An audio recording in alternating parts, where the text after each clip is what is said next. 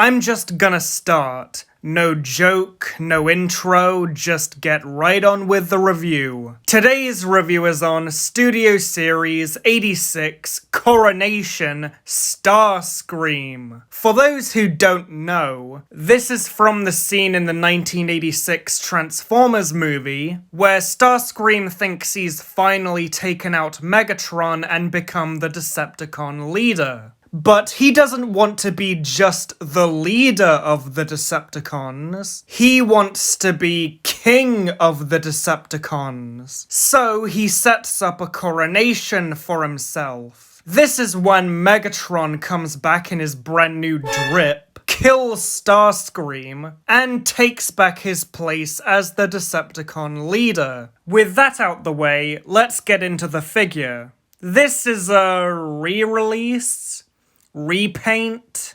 retool of the Earthrise Starscream. A lot of people are mad that this is just a lazy re-release, but for me it's a good thing. I never got the Earthrise Starscream, so this gave me a second chance to finally get my hands on it. Which means I finally have a full Seeker trio. About damn time. You have no idea how hard it is to get these guys, because Hasbro keeps making one of them either hard to find or an exclusive. Just release them normally, Hasbro. It's the Seekers. Stop making well-known characters exclusives. So what makes this different from the normal Earthrise Starscream? Well, there was some paint on the back wings that's no longer there. The helmet has been painted in a dark grey, and I know it's G1 accurate, but I hate Starscream with a grey helmet. But here I think it's dark enough that it doesn't look completely terrible. I think these pegs were made longer to make them more sturdy. If I bring in Thundercracker, you can see they're smaller and covered in stress marks.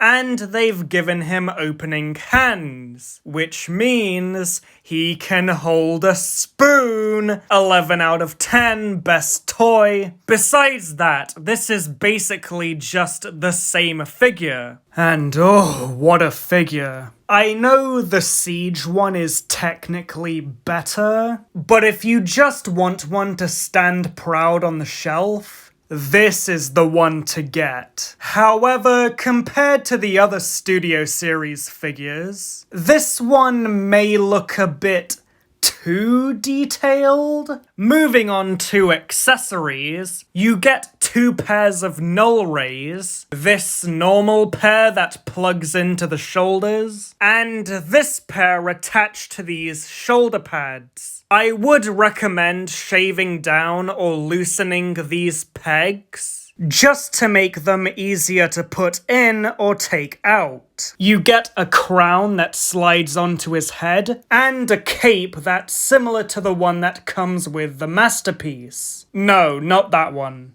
Yeah, that one. Now it is Starscream that has the drip.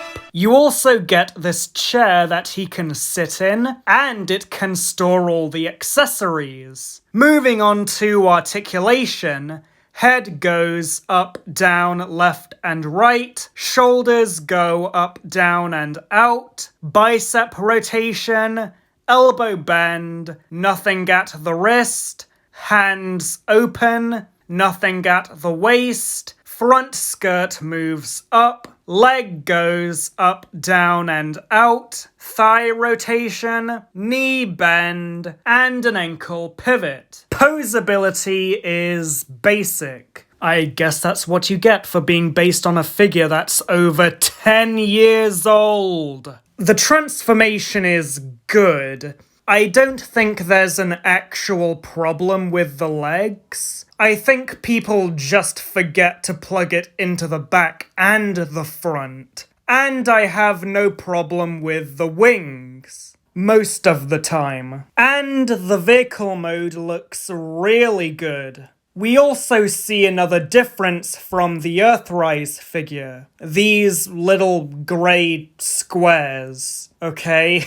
I really like this jet mode. Not only does it look good, but it feels like it's bigger than the robot mode. But really? No landing gear? The Classics figure this is based on had landing gear. Hell, even the Power of the Primes figure had landing gear. And that thing was garbage. So, in my opinion, this is a good figure. It could be better in some areas, but it isn't really doing anything wrong. So it will get a 7 out of 10. That's it for me. Please be sure to leave a like and a comment, join my Discord server, and subscribe to The Great Soundwave. I'll see you next time.